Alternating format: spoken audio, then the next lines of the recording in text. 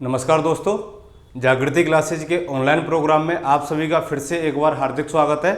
हम लोग political science में मूल अधिकारों तक की जो सीरीज थी उसको कंप्लीट कर चुके हैं और आज जो नया टॉपिक हमारा स्टार्ट होने वाला है वो क्या है, डीपीएसपी यानी कि directive principles of state policy, यानी कि राज्य की नीति के निर्देशक तत्व, यानी कि ऐसे तत्व या ऐसे प्रावधान जो राज्य को उनकी नीतियों में, पॉलिसीज में लागू करने के लिए क्या करते हैं, निर्देश देते हैं। और इस तरीके के जो निर्देश हैं वो संविधान के भाग 4 में दे रखे हैं, जिनके बारे में आज हम विस्तार से चर्चा करेंगे। तो एक बार नीति निर्देशक तत्व पढ़ने से पहले हम ये देख लेते हैं कि इस टॉपिक के अंतर्गत हम कौन कौन सी चीज़ों को कवर करेंगे। ठीक है, तो देखिए सबसे पहले हम देखेंगे इसमें कि डीपीएसपी का परिचय क्या है। इसका सामान्य परिचय देखेंगे कि नीति निर्देशक तत्व क्या होते हैं, किस देश में सबसे पहले इनको स्वीकार किया गया, ठीक है, इनका उद्देश्य क्या होता है और ये किस सिद्धांत पर आधारित हैं, ये इनके परिचय में आ जाएगा। दूसरा पॉइंट आएगा इसमें हमारा कि नीति निर्देशक तत्वों का संवैधानिक प्रावधान क्या है, कि भारतीय संविधान में इनको कहाँ पर स्थान दिया गया है और कितने अनुच्छेद इससे संबंधित हैं। ठीक है, दूसरा पॉइंट अपना ये हो जाएगा। इसके बाद में जो तीसरा पॉइंट आएगा अपना वो आएगा कि डीपीएसपी का इतिहास क्या है। जिस तरीके से हमने मूल अधिकारों का इतिहास देखा था ऐसे ही डीपीएसपी का इतिहास देखेंगे। इसके बाद में इतिहास देखने के बाद इसके महत्व पर चर्चा करेंगे कि डीपीएसपी का महत्व क्या है, और महत्व को कंप्लीट करने के बाद में अगली बात आएगी कि डीपीएसपी से संबंधित अनुच्छेद, कि किन किन अनुच्छेदों में कौन कौन से बातें बताई गई हैं या कौन से प्रावधान किए गए हैं। इसके बाद में जो अगला पॉइंट हमारा आएगा वो आएगा कि नीति निर्देशक तत्व भाग 4 के अतिरिक्त और कहाँ हैं। अन्य भागों में डीपीएसपी, ठीक है, ये हो गया। इसके बाद में अगला पॉइंट आएगा कि डीपीएसपी और मूल अधिकारों में अंतर क्या है, उस अंतर को समझेंगे। डीपीएसपी व फंडामेंटल राइट्स में अंतर, और सबसे बाद में देखेंगे कि डीपीएसपी के संबंध में किसने क्या कथन कहे हैं।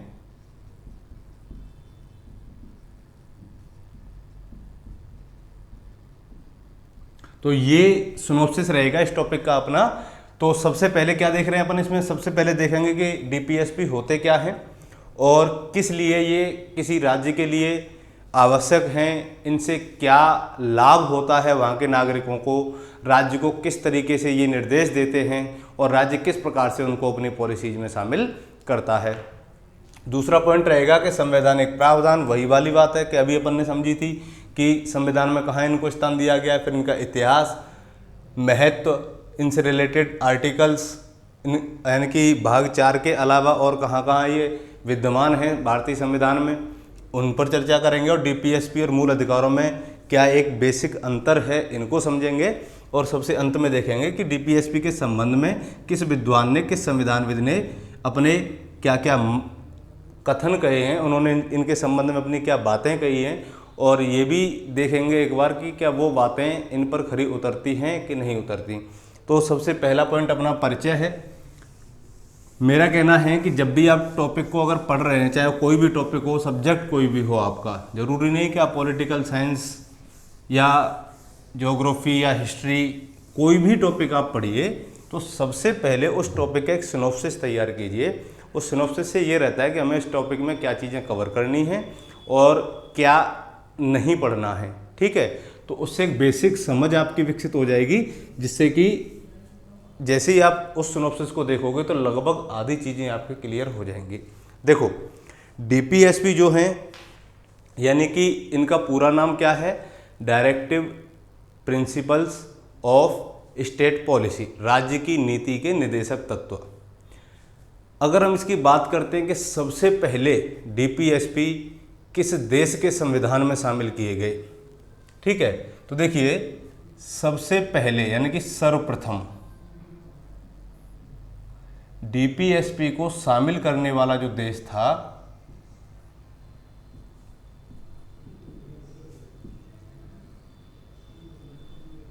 वो था आयरलैंड। कौन सा था? आयरलैंड। आयरलैंड में सबसे पहले डीपीएसपी शामिल किए गए। और आयरलैंड में डीपीएसपी को शामिल करने के पीछे क्या उद्देश्य रहे होंगे? तो देखिए, इसका मतलब होता है कि अगर कोई देश अपने संविधान में डीपीएसपी को शामिल करता है तो उसका जो दर्शन होता है, प्रस्तावना होती है उस संविधान की, उसमें कुछ उद्देश्य निहित होते हैं। जैसे हम लोगों ने अपनी प्रस्तावना पढ़ी थी और उस प्रस्तावना में कुछ उद्देश्य थे हमारे लोकतांत्रिक भारत देश के। तो क्या उद्देश्य थे? अगर आपको याद आ रहा हो कि सभी नागरिकों को सामाजिक, आर्थिक, राजनीतिक न्याय उपलब्ध करवाना है, समानता, स्वतंत्रता, बंधुत्व की भावना को बढ़ावा देना है। तो इस तरीके के जो उद्देश्य संविधान में होते हैं, उन उद्देश्यों की पूर्ति करने के लिए कुछ ऐसे तत्वों को संविधान में शामिल किया जाता है जिनको सरकार अपनी राजनीतिक पॉलिसी, यानी कि जो पॉलिटिकल पॉलिसीज होती हैं, जितनी भी योजनाएं होती हैं, उन योजनाओं में उन तत्वों का भी समावेश करे। दूसरी चीज़ कि जो डीपीएसपी हैं, ये जरूरी नहीं है कि राज्य उनको अपनी पॉलिसीज में उन जो तत्व, जो प्रावधान उनमें कर रखे हैं, उनको अपनी पॉलिसी में शामिल करे। इसका अर्थ क्या हुआ कि ये राज्य के ऊपर छोड़ दिया गया, ये राज्य का नैतिक कर्तव्य है। अगर राज्य चाहे तो उनको शामिल कर सकता है, अगर राज्य न चाहे तो उनको नहीं शामिल कर सकता। लेकिन लोकतांत्रिक देशों में क्या होता है कि इस तरीके के प्रावधानों को राज्य पहले वरीयता देता है और इसीलिए उनको अपने पॉलिसीज में, अपनी योजनाओं में, अपने कानूनों में इन चीज़ों का विशेष तौर पर ध्यान रखता है। तो सबसे पहले डीपीएसपी को शामिल करने वाला देश अपने संविधान में कौन सा था? आयरलैंड था। ठीक है, यहाँ तक बात क्लियर हुई। दूसरी चीज़ कि डीपीएसपी का जो उद्देश्य है, यानी कि डीपीएसपी क्यों शामिल किए गए? डीपीएसपी को शामिल करने के पीछे एक क्या कारण था कि हमारी प्रस्तावना में क्या दे रखा है? सामाजिक, आर्थिक, राजनीतिक न्याय दे रखा है, उनको उपलब्ध करवाना। सामाजिक, आर्थिक और राजनीतिक न्याय उपलब्ध करवाना। ठीक है, इसके अलावा समानता, स्वतंत्रता और बंधुत्व की भावना। समानता, स्वतंत्रता व बंधुत्व की भावना को बढ़ावा देना। तो हम कह सकते हैं कि भारतीय संविधान में जो डीपीएसपी शामिल किए गए हैं वो किस पर आधारित हैं? सामाजिक, आर्थिक, राजनीतिक न्याय पर आधारित हैं, समानता, स्वतंत्रता, बंधुत्व पर आधारित हैं। ठीक है, जिनका उद्देश्य क्या है? यानी कि अगर हम डीपीएसपी के उद्देश्य की बात करते हैं कि डीपीएसपी का उद्देश्य क्या होगा, तो आप बेझिझक कहिए कि डीपीएसपी का उद्देश्य है एक लोक कल्याणकारी राज्य की स्थापना करना। क्या करना? लोक कल्याणकारी राज्य की स्थापना करना। ठीक है, कितनी चीजें क्लियर हो गई? अगर यह पूछा जाए कि सबसे पहले कहां शामिल किए गए, तो आयरलैंड में। भारतीय संविधान में जो डीपीएसपी है वो किस पर आधारित है? सामाजिक, आर्थिक, राजनीतिक न्याय पर आधारित है, समानता, स्वतंत्रता, बंधुत्व पर आधारित है। एक चीज और ध्यान रखना कि हमारे जो भारत में जो डीपीएसपी शामिल किए गए हैं, इन डीपीएसपी में कुछ विचारधाराएं नजर आती हैं और उन विचारधाराओं को हम तभी, जिस आर्टिकल्स में जो विचारधारा नजर आएगी, मैं स्पष्ट रूप से उनका वही उल्लेख करता हुआ चलूँगा। वो विचारधाराएं कौन सी? देखिए, किसी आर्टिकल में आपको गांधीवादी विचारधारा नजर आएगी, किसी आर्टिकल में आपको समाजवादी विचारधारा नजर आएगी और किसी में आपको उदारवादी विचारधारा नजर आएगी। यानी कि कई तत्व ऐसे हैं जो गांधी जी के सिद्धांतों का पालन करते हैं, कई तत्व ऐसे हैं जो लोकतांत्रिक समाजवाद, आर्थिक समाजवाद का पालन करते हैं, और कई ऐसे हैं जो उदार होते हुए यानी कि बहुत ही लचीले दिखाई देते हैं। तो इन तीनों विचारधाराओं का समावेश किसमें किया गया है? अपने डीपीएसपी में किया गया है। ठीक है, और ये चर्चा करेंगे किस आर्टिकल में कौन सी विचारधारा नजर आती है और ये चीज़ें देखिए, गांधीवादी एक अपने आप में गांधीवाद दर्शन है और इस दर्शन को समझने के लिए आपको बहुत ज़्यादा स्टडी करनी पड़ेगी। यहाँ हम इतना समय नहीं लेंगे कि गांधीवाद अपने आप में इतना बड़ा लेक्चर है कि उसके 4 से 5 वीडियो बन जाए, वो भी कम है। समाजवाद, उदारवाद, तो इनकी जो बेसिक समझ है, मैं समझता हूँ कि जो पॉलिटिकल साइंस विद्यार्थी पढ़ रहा है उसकी बेसिक समझ इन विचारधाराओं की होती है, ठीक है, क्योंकि 11th 12th में इन विचारधाराओं के बहुत अच्छे अच्छे टॉपिक आपकी बुक्स में दे रखे हैं जो आप पहले ही पढ़ के आ चुके हैं, ठीक है। चलिए आगे बढ़ते हैं। तो ये तो क्या हो गए, इनका परिचय हो गया। दूसरी चीज़ ये पूछी जाएगी कि जो डीपीएसपी हैं इनका उद्देश्य क्या है। तो इनका उद्देश्य अगर पूछा जाए तो आपको क्या बताना है कि डीपीएसपी का उद्देश्य होता है लोक कल्याणकारी राज्य की स्थापना करना। क्या होता है, लोक यानी कि उसमें सभी लोगों को शामिल करके उनके कल्याण के लिए क्या करना, कार्य करना, और एक ऐसे राज्य की स्थापना करना जिसमें कोई भी वर्ग वंचित ना रह जाए, ठीक है। अब दूसरी चीज़ ये आती है कि सबसे पहले आयरलैंड ने शुरू किया, और आयरलैंड से ही किसने अपनाया, भारत ने डीपीएसपी शामिल किया अपने संविधान में। तो एक सवाल यहाँ ये बनता है कि विश्व के कितने देशों में, क्या बनेगा, ध्यान से सुनना, कि विश्व के कितने देशों में डीपीएसपी को शामिल किया गया है। मैं लिख देता हूं सवाल, विश्व के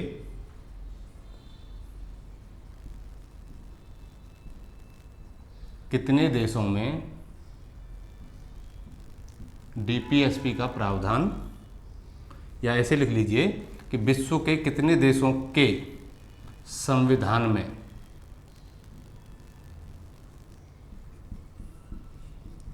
डीपीएसपी का प्रावधान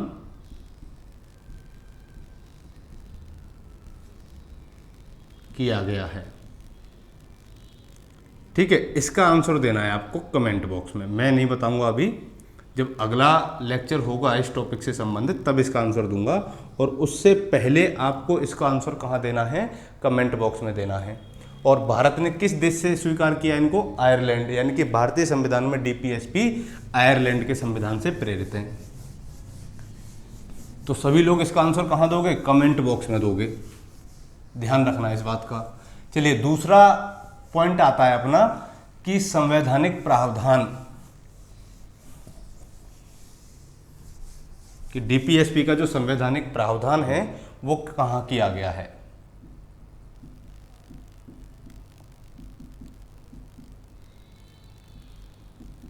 संवैधानिक प्रावधान, देखिए संवैधानिक प्रावधान का मतलब है कि डीपीएसपी को कहाँ शामिल किया गया। तो देखिए डीपीएसपी को संविधान के भाग 4 में, और अनुच्छेद की अगर बात की जाए तो इससे संबंधित जो अनुच्छेद हैं वो हैं 36 से 51, लगभग 16 अनुच्छेदों में इसका क्या किया गया है, प्रावधान किया गया है। दूसरी बात आती है, जो अगला पॉइंट था हमारा कि डीपीएसपी का जो इतिहास रहा है वो क्या रहा है, तो इसके इतिहास को भी हम यहीं देख लेते हैं। तीसरा पॉइंट, इनका इतिहास। देखिए कई बार सवाल यहीं से आ जाते हैं कि डीपीएसपी से संबंधित संविधान का कौन सा भाग है, तो भाग 4, और इससे संबंधित आर्टिकल 36 से 51, और ये कितने आर्टिकल्स में प्रावधान है, 16 आर्टिकल्स में। एक सवाल ये भी हो सकता है कि मूल अधिकारों का प्रावधान किस भाग में किया गया है, तो मूल अधिकारों का जो प्रावधान है वो भाग 3 में किया गया है, अनुच्छेद 12 से 35 तक। नागरिकता का प्रावधान भाग 2 में किया गया है। संघ एवं उसके राज्य क्षेत्रों का प्रावधान भाग 1 में किया गया, आर्टिकल 1 से 4 तक। नागरिकता भाग 2 में आर्टिकल 5 से 11 तक, और भाग 3 में मूल अधिकार 12 से 35 तक, और डीपीएसपी भाग 4 में 36 से 51 तक, और मूल कर्तव्य भाग 4 क में है। अगर जहाँ 4A या 4 क आ गया, इसका मतलब है कि ऐसी चीज़ें मूल संविधान में नहीं थी, इनको बाद में शामिल किया गया है, और उससे संबंधित जो आर्टिकल है वो भी क्या है, 51 क है, भाग 4 से संबंधित 4 क, और उसमें आर्टिकल 51 क में 11 मूल कर्तव्यों का प्रावधान है, जो नागरिकों से अपेक्षा की गई है कि वो इन कर्तव्यों का पालन करें। तो इसी तरीके से अब इनका इतिहास देखिए। देखो अगर इनके इतिहास की बात करते हैं तो डीपीएसपी का जो विकास क्रम है वो किसके साथ हो चुका था, मूल अधिकारों के साथ हो चुका था, और मूल अधिकारों के साथ हो गया था तो संविधान सभा के सदस्यों में इस बात पर सहमति बनी कि स्वतंत्र भारत के प्रत्येक व्यक्ति को मूल अधिकार तो दिए ही जाने चाहिए, उनके साथ में राज्य को कुछ ऐसे आदर्शों को साधने की कोशिश करनी चाहिए जो सामाजिक न्याय के लिए क्या हों, वांछित हों। ये सवाल कहाँ उठा? संविधान सभा में उठा। उन्होंने ये चर्चा तो की कि जो नागरिक हैं उनके लिए क्या किया जाए, मूल अधिकार तो हों ही, फंडामेंटल राइट्स तो हों ही, लेकिन वो इस बात पर भी सहमत थे कि स्वतंत्र भारत में अगर प्रत्येक व्यक्ति को मूल अधिकार दिए गए हैं तो राज्य को भी कुछ ऐसे आदर्शों को साधने की कोशिश करनी चाहिए। किसको? राज्य को। कैसे आदर्श? ऐसे आदर्श जो सामाजिक न्याय के लिए क्या हों, वांछनीय हों। यानी कि ये सामाजिक न्याय की स्थापना करने के लिए राज्य को कुछ आदर्श देना चाहते थे। और इस आधार पर संविधान सभा के जो सलाहकार थे अपने बी.एन. राव, कौन थे संविधान सभा के सलाहकार? बी.एन. राव। तो बी.एन. राव ने सुझाव दिया कि हम अधिकारों को 2 वर्गों में विभाजित कर सकते हैं। और वो 2 वर्ग क्या क्या थे देख लीजिए। बी.एन. राव की सलाह पर अधिकारों के 2 वर्ग इन्होंने बताए। पहला वर्ग तो ये बताया कि कुछ अधिकार ऐसे होने चाहिए जो न्यायालय के द्वारा प्रवर्तनीय हो या जिनको लागू करवाया जाना चाहिए, और कुछ अधिकार ऐसे होने चाहिए जो न्यायालय के द्वारा प्रवर्तनीय नहीं हो लेकिन वो राज्य के अधिकारियों को कुछ नैतिक निर्देश दे सकें, नैतिक शिक्षा दे सकें, इसके लिए शामिल किए जाने चाहिए। तो ऐसे अधिकार जो न्यायालय द्वारा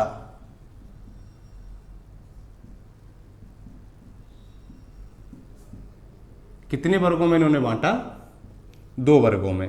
एक तो ऐसे अधिकार अगर वो छिन जाएं तो उनको लागू करवाने के लिए, प्रवर्तनीय का मतलब होता है लागू करवाना, तो उनको लागू करवाने के लिए न्यायालय का सहारा लिया जा सकता है और न्यायालय उनको इस आधार पर लागू कर सकता है। तो ऐसे अधिकारों को मूल अधिकारों के रूप में, किसके रूप में? मूल अधिकारों के रूप में किसमें शामिल कर दिया? भाग 3 में शामिल कर दिया। और कुछ अधिकार ऐसे जो राज्य को ये निर्देश देते हैं कि वो सामाजिक न्याय की स्थापना के लिए ऐसे आदर्शों को अपने संविधान में शामिल करे या उनका प्रयोग अपनी योजनाओं में करे। तो इनको दूसरी श्रेणी में लगा दिया कि ऐसे अधिकार न्यायालय के द्वारा प्रवर्तनीय नहीं होंगे। न्यायालय द्वारा प्रवर्तनीय अर्थात अगर राज्य इनको अपनी योजनाओं में शामिल नहीं करता है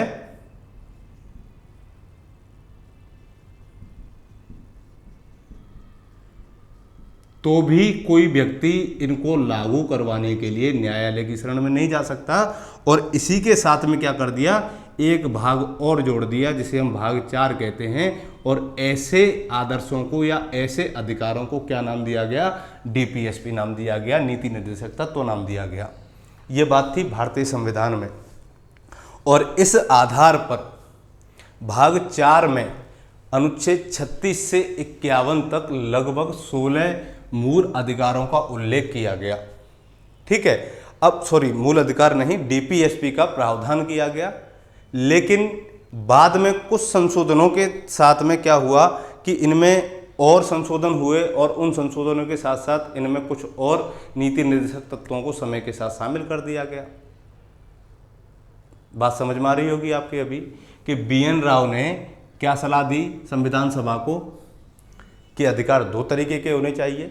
ऐसे अधिकार जो न्यायालय के द्वारा प्रवर्तनीय हों और ऐसे अधिकार जो न्यायालय के द्वारा अप्रवर्तनीय हों, अर्थात जिनको लागू नहीं करवाया जा सकता।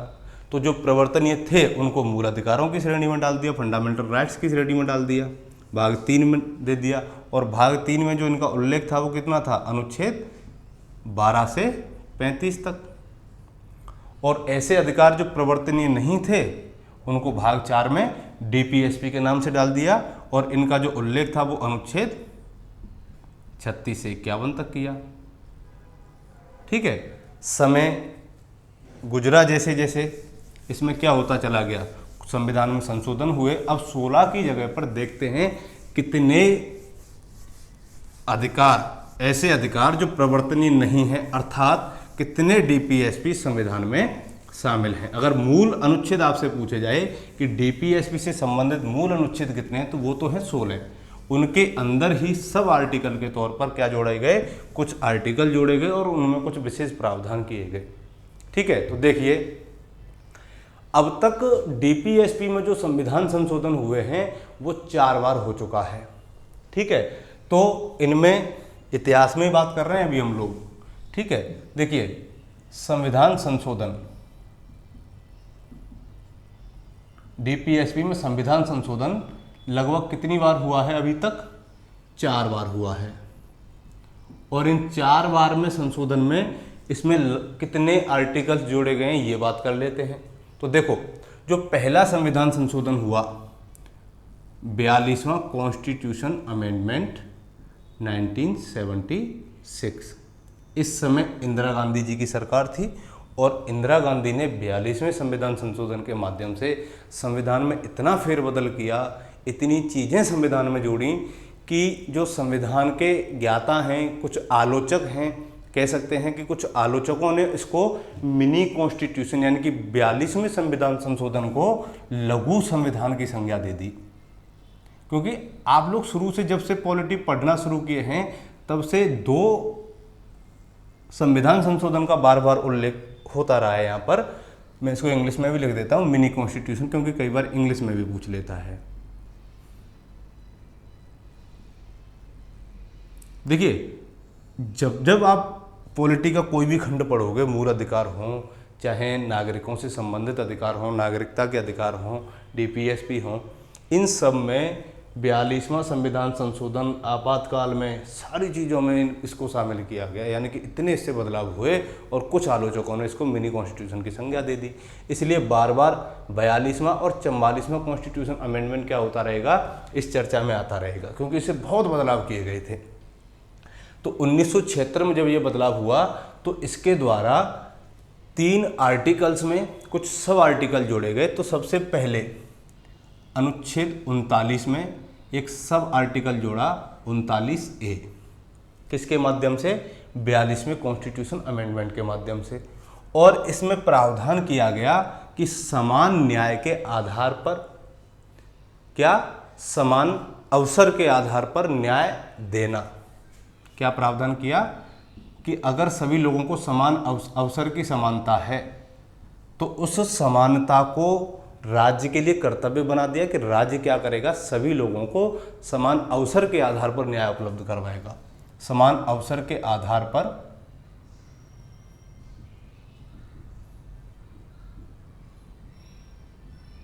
न्याय देना व निःशुल्क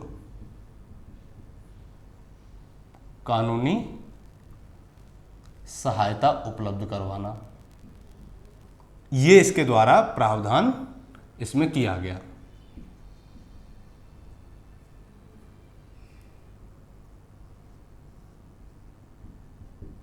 देखिए इसका जो उद्देश्य था वो ये था कि अगर भारत में सामाजिक समानता होगी तभी लोक कल्याणकारी राज्य के लक्ष्य को प्राप्त किया जाएगा। तो आर्टिकल 16 हमें अवसर की समानता देता है, जो एक पूरा मूल अधिकार है अपना, समानता का अधिकार। तो उस समान अवसर के आधार पर राज्य क्या करेगा, सभी लोगों की न्याय तक पहुंच को सुगम बनाएगा कि सभी लोगों की न्याय तक जो पहुंच हो वो बराबर होनी चाहिए और गरीबों का शोषण न हो या गरीब न्याय से वंचित न रह जाएं, उनके लिए क्या हो, या गरीब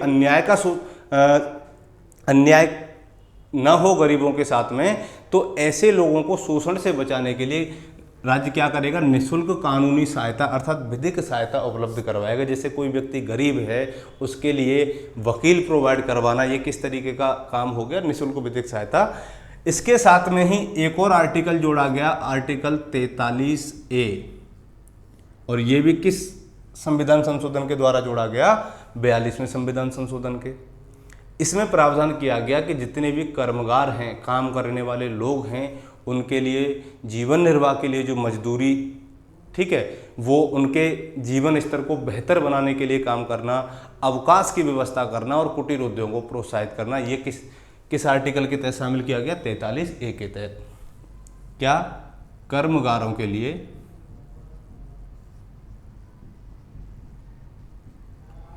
निर्वाह मजदूरी,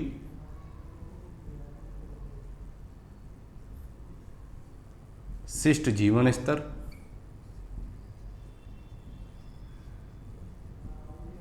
व अवकाश की व्यवस्था करना,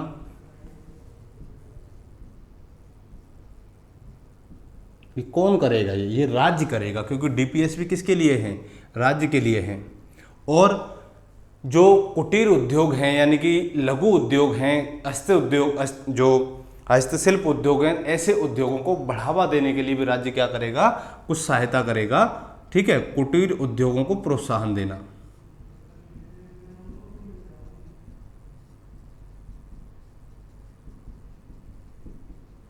तो ये किसके द्वारा किया गया? 43A के द्वारा प्रावधान किया गया। इसके साथ में एक और सब आर्टिकल जोड़ा गया, वो है आपका आर्टिकल 48A। और इस आर्टिकल 48A में पर्यावरण के संरक्षण व संवर्धन से संबंधित और वन्य जीवों की रक्षा से संबंधित प्रावधान किए गए। पर्यावरण का संवर्धन व संरक्षण तथा वन व वन्य जीवों की रक्षा करना या उनकी रक्षा करने का प्रयास करना। देखिए, ये जोड़ा गया 1976 में, और उसी समय वन्यजीव अधिनियम आया, एलिफेंट प्रोजेक्ट आया, टाइगर प्रोजेक्ट आया। तो इस तरीके के जो प्रोजेक्ट थे वो किसके लिए थे? कि इन लोगों को संरक्षण दिया जाए, इन वन्यजीवों को संरक्षण दिया जाए। तो ये प्रावधान रक्षा करने का प्रयास करेगा। ठीक है, तो ये सारे प्रावधान किसके द्वारा किए गए? 42वें कॉन्स्टिट्यूशन अमेंडमेंट के द्वारा किए गए, और उसमें ये 3 आर्टिकल शामिल किए गए। इसके बाद में एक और संविधान संशोधन हुआ जस्ट इसके 2 साल बाद में, जब इमरजेंसी के बाद में इंदिरा गांधी की सरकार गिर गई, या कहते हैं कि जनता पार्टी की सरकार जब सत्ता में आई, और उसके सत्ता में आने के बाद में जो 42वें संविधान संशोधन के द्वारा इंदिरा जी ने संविधान में छेड़छाड़ की थी, उसके कुछ प्रावधानों को पलटने के लिए, ठीक है, तो मोरारजी देसाई प्रधानमंत्री बने 1977 में, जनता पार्टी का नेतृत्व कर रहे थे। तो उनके नेतृत्व में क्या हुआ? जनता पार्टी की सरकार आई, और जनता पार्टी की सरकार ने एक कॉन्स्टिट्यूशन अमेंडमेंट किया 44वां। कब? 1978 में। और इस 44वें कॉन्स्टिट्यूशन अमेंडमेंट के द्वारा एक आर्टिकल है आपका आर्टिकल 38, और उस आर्टिकल 38 की क्या की? भाषा में परिवर्तन कर दिया।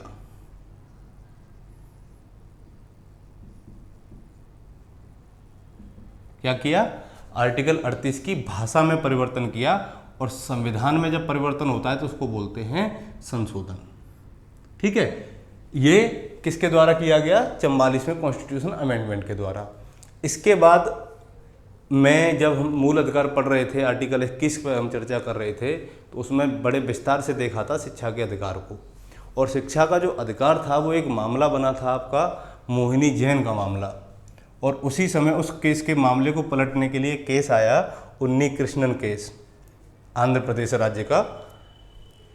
तो उन्नी कृष्णन केस में 5 जजों की जब पीठ बैठी, और 5 जजों की पीठ बैठने के बाद में जो निर्णय दिया 5 जजों ने, वो ये दिया कि शिक्षा का जो अधिकार है, राइट टू एजुकेशन जो है, वो एलिमेंट्री एजुकेशन में लागू होगा, ना कि हायर स्टडीज में लागू होगा। तो उसी आधार पर उन्होंने ये भी कहा कि सरकार संविधान में ऐसे कुछ प्रावधान करे जिससे जो राइट टू एजुकेशन है ये मूल अधिकार के तौर पर लागू हो जाए। और सरकार ने जब ऐसा किया तो 86वां कॉन्स्टिट्यूशन अमेंडमेंट लेकर के आई अटल बिहारी वाजपेयी की सरकार। कब? 2002 में। और इस अमेंडमेंट के द्वारा क्या किया गया? शिक्षा को, यानी कि एक तो आर्टिकल 21 का जोड़ा गया, और जो शिक्षा का अधिकार था उसको क्या बनाया गया? मूल अधिकार बनाया गया। इसी के साथ में अनुच्छेद 45, यानी कि ये डीपीएसपी से रिलेटेड है।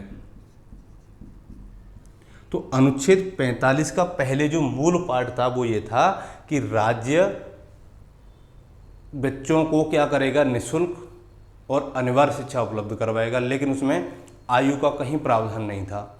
तो इसको पलटकर, यानी कि इस मूल पाठ को ही पलट दिया गया 86वें संविधान संशोधन के द्वारा।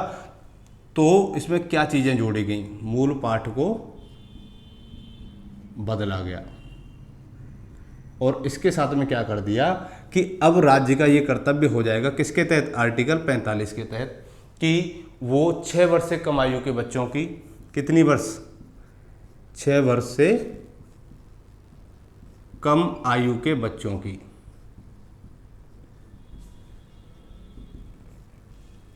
देखभाल व शिक्षा का कर्तव्य निभाएगा। राज्य का क्या कर्तव्य बन गया कि वो 6 वर्ष से कम आयु के बच्चों की देखभाल और शिक्षा के लिए कुछ प्रावधान बनाएगा। तो ये 86वें संविधान संशोधन के द्वारा प्रावधान किया गया और इसमें 3 आर्टिकल जोड़े गए थे। एक तो मूल अधिकारों में संशोधन था, एक डीपीएसपी में संशोधन था और एक फंडामेंटल ड्यूटीज अर्थात मूल कर्तव्यों में संशोधन था। और उसके तहत 51 क में एक और मूल कर्तव्य जोड़ा गया 11वां, और वो अभिभावकों और संरक्षकों का कर्तव्य बना दिया कि वो अपने 6 से 14 वर्ष के बच्चों के लिए शिक्षा का प्रबंध करें, ठीक है, या उनको शिक्षा के अवसर उपलब्ध करवाएं। तो ये था 86वां संविधान संशोधन और इसके तहत आर्टिकल 45 की भाषा पलटी गई, यानी कि इसके मूल पाठ को पलट करके 6 से ये जो आयु है ना, ये सवाल कई बार क्वेश्चन आया हुआ है इसके ऊपर कि अनुच्छेद 45 में कितनी उम्र के बच्चों को, तो कई बच्चे सोच जाते हैं कि 6 से 14 वर्ष के तो जो बच्चे हैं उनके लिए तो किया ही गया है निःशुल्क, लेकिन आर्टिकल जब 45 में पूछा जाए तब आपको बताना है कि 6 वर्ष से कम बच्चों के लिए, यानी कि जो 6 वर्ष से कम आयु के बच्चे हैं उनके लिए शिक्षा का और देखभाल का जो प्रावधान किया गया है वो आर्टिकल 45 के द्वारा किया गया। और ये जो प्रावधान था ये 86वें कॉन्स्टिट्यूशन अमेंडमेंट के द्वारा 2002 में जोड़ा गया। इसके बाद में एक और संविधान संशोधन हुआ 2011 में, जब मनमोहन सिंह की सरकार थी।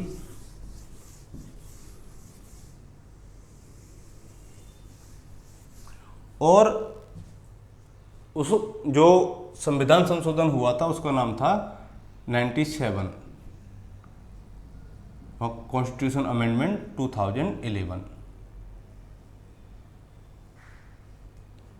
और इसके द्वारा एक आर्टिकल अभी आपने देखा था कि 43A 42वें संविधान के संशोधन के द्वारा जोड़ा गया और इसमें 43B शामिल किया गया। इसके द्वारा आर्टिकल 43 में ही 43B शामिल किया और इस 43B में जो सहकारी समिति शब्द है उसको पहली बार इसमें शामिल किया गया, ठीक है।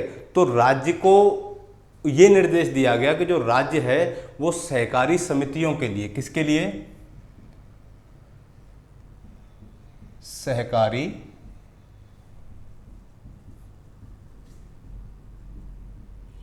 समितियों के लिए क्या करेगा। देखो, राज्य के ऊपर ये निर्देश दे दिया या ये कर्तव्य अधिरोपित कर दिया इस आर्टिकल के द्वारा कि राज्य जो है वो सहकारी समितियों के लिए जो वॉलंटरी फॉर्मेशन होता है, जिसे बोलते हैं हम स्वैच्छिक गठन, स्वैच्छिक गठन, ठीक है। दूसरा, स्वायत्त प्रचालन। देखो, संविधान में जब हिंदी में कुछ वर्ड आते हैं तो वो आते हैं बड़े टफ। स्वैच्छिक गठन का मतलब होता है वॉलंटरी फॉर्मेशन। मैं यहां लिख देता हूं वॉलंटरी फॉर्मेशन। और स्वायत्त प्रचालन का जो मीन्स होगा वो होता है ऑटोनोमस फंक्शनिंग, ऑटोनोमस फंक्शनिंग, ठीक है। इसके साथ में ही स्वायत्त प्रचालन, लोकतांत्रिक नियंत्रण,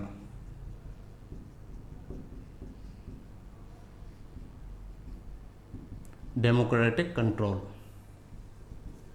डेमोक्रेटिक कंट्रोल। ठीक है, तो देखिए राज्य सहकारी समितियों के लिए स्वैच्छिक गठन, स्वायत्त प्रचालन, लोकतांत्रिक नियंत्रण और पेशेवर प्रबंधन का मतलब होता है कि प्रोफेशनल मैनेजमेंट क्या करेगा, प्रोफेशनल मैनेजमेंट को प्रोत्साहित करने का प्रयास करेगा। पेशेवर प्रबंधन,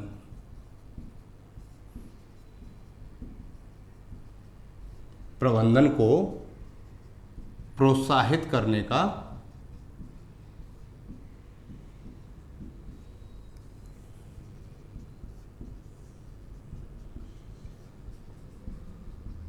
और ये किस संविधान संशोधन के द्वारा प्रावधान किया गया, 97वें कॉन्स्टिट्यूशन अमेंडमेंट 2011 के द्वारा।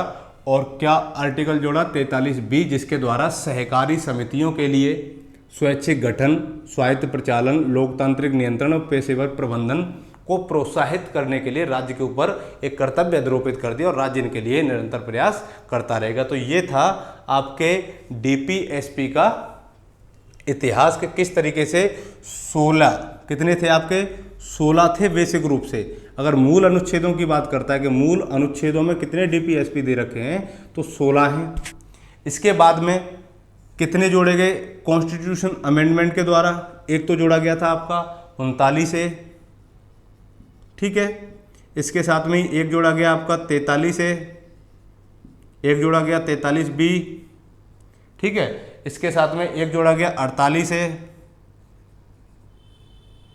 ठीक, और 48A के बाद में 43B। ये कुछ आर्टिकल्स थे जो कॉन्स्टिट्यूशन अमेंडमेंट के द्वारा इसमें शामिल किए गए। तो याद रखना ये सारी चीजें। ये था डीपीएसपी का इतिहास क्रम।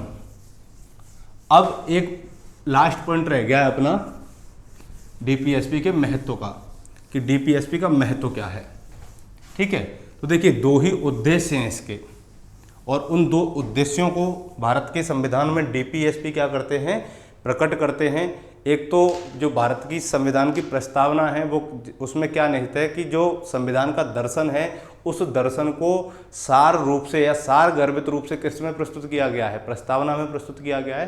प्रस्तावना के अलावा जो भारतीय संविधान का दर्शन दिखाई देता है वो दिखाई देता है राज्य के नीति निर्देशक तत्वों में, क्योंकि प्रस्तावना में सामाजिक, आर्थिक, राजनीतिक न्याय की बात की गई है, समानता, स्वतंत्रता, बंधुत्व की बात की गई है। तो ये क्या है, भारतीय संविधान का दर्शन है, मूल रूप है, मूल भाव है। और इसी भाग को फिर किस में प्रकट किया गया है, डीपीएसपी में प्रकट किया गया है। तो ये क्वेश्चन भी एक बार आ चुका है कि संविधान का दर्शन निहित है कहाँ कहाँ, प्रस्तावना में और डीपीएसपी में। जब दोनों साथ आ जाएं तो दोनों को, ऐसा नहीं होगा, दोनों को क्या देगा, या तो कूट के रूप में देगा कि प्रस्तावना और डीपीएसपी दोनों में, नहीं तो एक ही पूछेगा। जब एक पूछा जाए तो प्रस्तावना होगी या फिर डीपीएसपी होगा, इन दोनों में ही संविधान का दर्शन निहित है। तो इसका जो महत्व है डीपीएसपी का वो क्या है, पहला उद्देश्य क्या हो जाएगा कि एक लोक कल्याणकारी राज्य की स्थापना करना,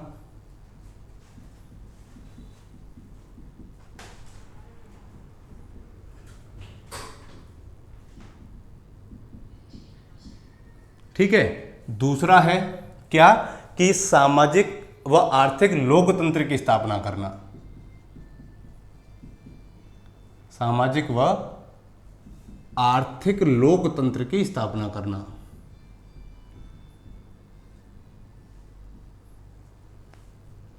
ये इसका उद्देश्य हो गया। तीसरा महत्व इसका हो जाएगा कि इसमें संविधान का दर्शन इसमें भी निहित है।